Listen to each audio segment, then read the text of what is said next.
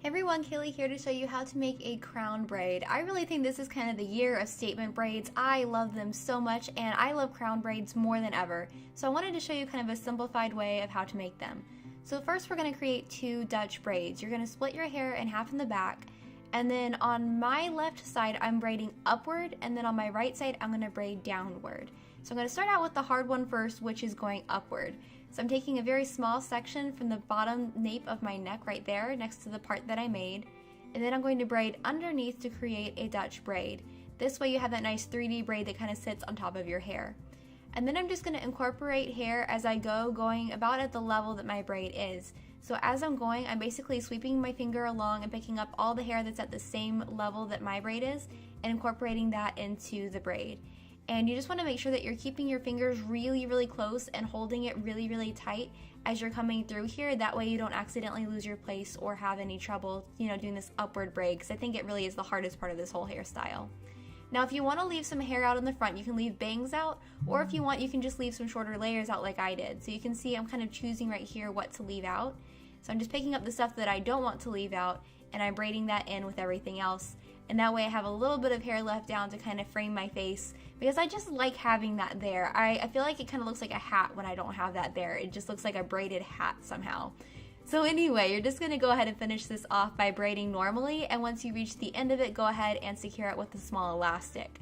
And then I'm just clipping it out of the way after I do this so that I can move on to the other side without it getting in my way, because of course that would be frustrating. So now you're going to start up next to your part, and you get to do the easy side of it, which is to braid downward. If you want to leave any pieces of hair out, go ahead and choose those and leave them out now. And then you're going to go ahead and braid just as we did before, going underneath and braiding in hair as you go, as if it were a French braid. I do have a tutorial on Dutch braiding if you guys need a little bit more of something on that, because I know I'm not really going in depth on that right now. So once you've got all that hair incorporated, again you're going to go all the way down to the end of your hair and then secure it with an elastic band. Now we do the fun part, which is to pull the braids apart and make them look extra big. I like to start at the base, and I really pull it apart on the end where it's normally braided, and then I'm very gentle on the Dutch braided section because you can accidentally pull this apart too much. Then I'm doing the same thing on the other side to pull it apart really big on the regular braid and then rather gently over the Dutch braided. And now all we have left to do is pin it in place.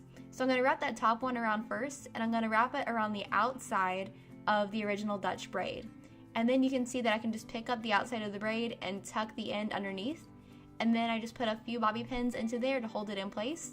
And then that's done. I also put a couple of bobby pins up at the top over my head just to make sure that it didn't fall down into my face during the day, because that would be embarrassing.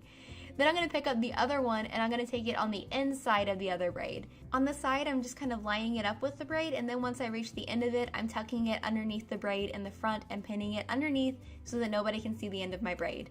And I'm just using as many bobby pins as I need to make this feel secure, and pinning any flyaways down as well. And then all you have to do is add the finishing touches. Now what I did, because my hair is actually kind of long, was to curl it so it would look a little bit shorter and not as awkward around my face. You can do whatever you feel like really frames your face well and really makes you feel extra confident. Then I just kind of ran my fingers through it to break up the ringlets and pinned one little piece back just to kind of create the illusion of having bangs. And guess what, guys? That's it.